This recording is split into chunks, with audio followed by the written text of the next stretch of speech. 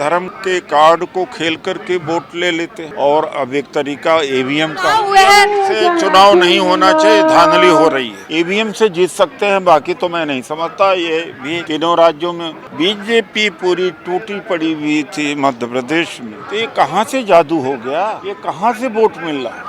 तो बड़े सोच समझकर लोकसभा में इस्तेमाल करते हैं और इस तरह से जनता को बेवकूफ बनाने में सफल होते रहते हैं। कहीं कहीं ये छोड़ देते हैं कि ताकि जनता का विश्वास बना रहे। और जो विकसित देश है अमेरिका या जहाँ से ईवीएम की शुरुआत हुई जापान से, उन्होंने इसको डिसकंटिन्यू कर दिया है। तो हमारे यहाँ क्यों इसको अभी तक रखा जा रहा है। नमस्कार, मैं ब्यूटी गिरी और आप देख रहे हैं नेशनल दस्तक। अभी हमारे साथ बातचीत करने के लिए मौजूद है डॉक्टर उदित राज, कांग्रेस नेता हैं। सर, क्या कहेंगे आप, महिला नारी शक्ति बंधन बिल के समर्थन में आए हैं, यहाँ पर महिलाओं के प्रोटेस्ट में समर्थन देने आएंगे, क्या कुछ कहेंगे? बिल्कुल समर्थन देने आए हैं। और जो 33% का आरक्षण का बिल लोकसभा में पास हुआ है, महिलाओं को 33% संसद में आरक्षण मिलना चाहिए, वो तुरंत लागू होना चाहिए। उसके समर्थन में हम आए हैं। रंजना कुमारी जी के माध्यम से आज ये प्रोटेस्ट रखा गया है और इस प्रोटेस्ट में मैं भाग लिया और इन मांगों का समर्थन करता हूँ। यहाँ पर चिराग पासवान भी आए हुए थे, जो बीजेपी को अपना नरेंद्र मोदी को राम कहते हैं, खुद को हनुमान कहते हैं। तो क्या इस मुद्दे पर सत्ता पक्ष और विपक्ष एकजुट है? आप उनसे पूछिए, उनकी बात को मैं क्या जवाब दूंगा। सर, ईवीएम पर क्या कहेंगे? जो चुनाव हुए हैं, से चुनाव नहीं होना चाहिए, धांधली हो रही है। क्यों? बाकी जगहों पे तो कांग्रेस जीत ही जाती है। तेलंगाना की बात करिए, कर्नाटक की बात करिए, कुछ जगहों पर धांधली नहीं करते हैं। वहाँ पर जो है, वहाँ पर भी तो हैकिंग हो सकती है ना। इस तरह से करते हैं कि लोगों को विश्वास बना रहे। तो मतलब आप मानते हैं कि जो तेलंगाना और कर्नाटक जो जीती है कांग्रेस, वो बीजेपी की देन है? हाँ, बीजेपी की ही देन है। वहाँ भी धांधली कर सकते थे। बीजेपी ने आपको दे दिया तो आप जीत गए, वरना कांग्रेस की जीतने की हिदायत नहीं है। हाँ, वहाँ पर धांधली नहीं किया, छोड़ देते हैं। हाँ। कहीं कहीं ये छोड़ देते हैं कि ताकि जनता का विश्वास बना रहे। जनता का विश्वास कांग्रेस से उठता हुआ जा रहा है, बीजेपी पर भरोसा दिख रहा है। नहीं, ईवीएम जनता का विश्वास कांग्रेस में बढ़ रहा है, बरकरार है। ईवीएम से जीतते हैं तो उसका मतलब यह नहीं होना चाहिए। लोकसभा में सर आने वाले समय में जो है बीजेपी कह रही है कि 400 के पार लाएंगे और कांग्रेस कहीं दिखाई नहीं देगी। ईवीएम से लाएंगे। मोदी जी कह रहे हैं कि हमसे पहले सीखिए, उसके बाद आइए मैदान में लड़ने। ईवीएम से लाएंगे, उनसे ईवीएम उनके हाथ में है। अच्छा, बिहार से जो सम्राट चौधरी का बयान आया है कि राजस्थान, छत्तीसगढ़, मध्य प्रदेश झांकी है, अभी बिहार बाकी है। ईवीएम से बाकी है। मैं अभी भी कहता हूँ ईवीएम का कमाल है। महिला शक्ति पर बिल पास हो गया है, आप यहाँ पर आए, एक बड़ा कार्यक्रम हुआ, लेकिन आज भी महिलाओं का उत्पीड़न बढ़ता जा रहा है, घटनाएं बढ़ती जा रही हैं। देखिए, ये आज से नहीं, हजारों वर्ष से महिलाओं को वंचित किया है सामाजिक क्षेत्र से और गवर्नेंस, शासन प्रशासन से, आर्थिक दुनिया से। तो जब से संविधान आया तब से इनको नौकरी मिलने लगी है और एमएलए एमपी बने हैं। इसके पहले तो इनकी हालत तो बहुत ज़्यादा खराब थी। पिछले सत्र में हमारी संसद ने बिल पास किया था 33% आरक्षण महिलाओं को विधानसभा लोकसभा में दिया जाना चाहिए, लेकिन अड़ंगा लगा दिया दो बातों को कहते हुए कि डिलिमिटेशन होगा तब किया जाएगा, और दूसरा 2029 के लोकसभा चुनाव से होगा।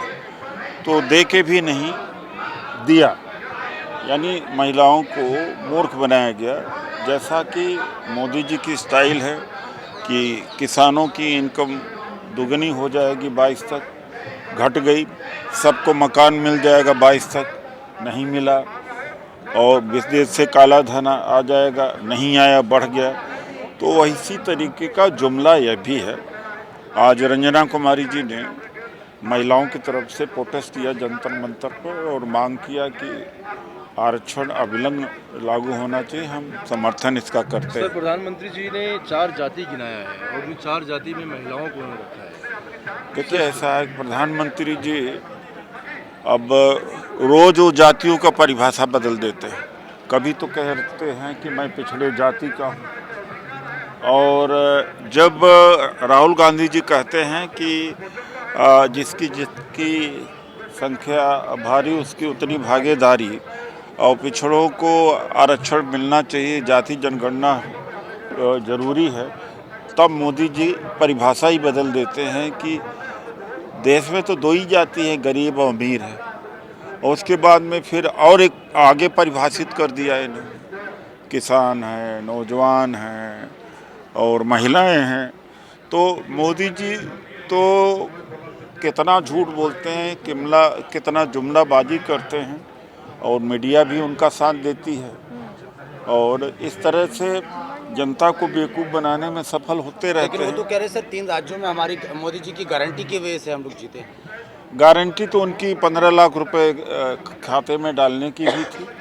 गारंटी 2 करोड़ प्रतिवर्ष रोजगार देने की थी। तो उनकी गारंटियां बहुत होती हैं, उसी तरीके से यह भी गारंटी होती है। गारंटी केवल कांग्रेस की होती। कर्नाटक में जैसी सरकार बनी वहाँ पर जो 5 गारंटियां दिया था लागू हुआ। तेलंगाना में जैसी सरकार बनी उसको अमल में ला दिया। तो इनकी कोई गारंटी नहीं होती है, लेकिन जिस तरह से इस देश की मीडिया दुष्प्रचार करती रहती है, और धर्म का कार्ड जिस तरह से चलते हैं, धर्म के कार्ड में आदमी को लगता है कि भले इस ज़िंदगी में कुछ न मिले, नौकरी न मिले, या स्वास्थ्य शिक्षा की व्यवस्था न हो, आय का सुविधा न हो, लेकिन अगला ज़िंदगी ठीक हो जाएगी। तो इस तरह के धर्म के कार्ड को खेल करके वोट ले लेते हैं। और अब एक तरीका ईवीएम का है। ईवीएम में ऐसे लोगों का उदाहरण आया है कि खुद एमएलए के कैंडिडेट का वोट गायब हो गया, परिवार का गायब हो गया। 99% तक ईवीएम चार्ज जब मिली है, इस्तेमाल नहीं हुई, तो वोट कहाँ से मिला? एक बात। दूसरी बात है, जब नासिक से 40 लाख ईवीएम बनी तो यहाँ 19 लाख ईवीएम पहुँची हैं। तो वो ईवीएम गायब हुई कहाँ? गायब हुई हैं। और फिर 2 दिन पहले बीजेपी के लोग बता भी देते हैं कि कितना वोट किसको मिलेगा। तो इसमें ईवीएम की धांधली है। और जो विकसित देश है, अमेरिका या जहाँ से ईवीएम की शुरुआत हुई, जापान से, उन्होंने इसको डिसकंटिन्यू कर दिया है। तो हमारे यहाँ क्यों इसको अभी तक रखा जा रहा है? जर्मनी ने या तमाम देशों ने ईवीएम को पहले अपनाया, उसके बाद में त्याग दिया। लेकिन बीजेपी ये भी कहती है कि जहाँ कांग्रेस जीती है वहाँ ईवीएम की बात नहीं होती, जहाँ भाजपा जीतती है वहाँ ईवीएम की बात करते हैं लोग। एक तरह से कहा जाए तो ईवीएम का से हर जगह नहीं जीतते, ताकि लोगों का विश्वास बना रहे कि अगर हर जगह जीतेंगे तो देश में हर तरफ से मांग होने लगे कि ये तो धांधली होती है। तो बड़े सोच समझ करके लोकसभा में इस्तेमाल करते हैं। क्या लगता है, बीजेपी अभी ये भी कह रही है कि 3 राज्यों में हम बम्पर जीत के साथ आए हैं, तो आगामी लोकसभा चुनाव में भी हमारी अच्छी जीत होने वाली है। ईवीएम से जीत सकते हैं, बाकी तो मैं नहीं समझता। ये भी तीनों राज्यों में बीजेपी पूरी टूटी पड़ी हुई थी। मध्य प्रदेश में बीजेपी के लोग खुद कह रहे थे कि चुनाव तो बेकार है प्रचार करना, 150 से ज़्यादा सीटें कांग्रेस की आएगी। और पूरा मीडिया भी कह रही थी, देश कह रही थी। तो ये कहाँ से जादू हो गया? मैं खुद राजस्थान प्रचार करने गया था, कहीं भी सड़क पर बीजेपी का प्रचार दिखाई नहीं पड़ा। ये कहाँ से वोट मिल रहा है? तो आपने सुना डॉक्टर उदित राज को, और साफ साफ हर सवाल का इनके पास एक ही जवाब है, ईवीएम। क्योंकि लगातार कांग्रेस आवाज़ उठा रही है कि ईवीएम के हैकिंग के कारण जो है बीजेपी जीत रही है, वरना बीजेपी 40 सीटें भी ना ला सके।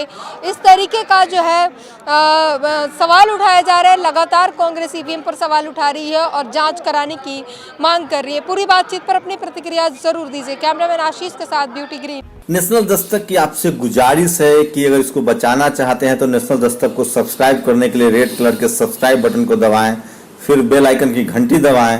नेशनल दस्तक को बचाने के लिए बहुत जरूरी है कि हर खबर को शेयर करें, लाइक करें, कमेंट जरूर करें।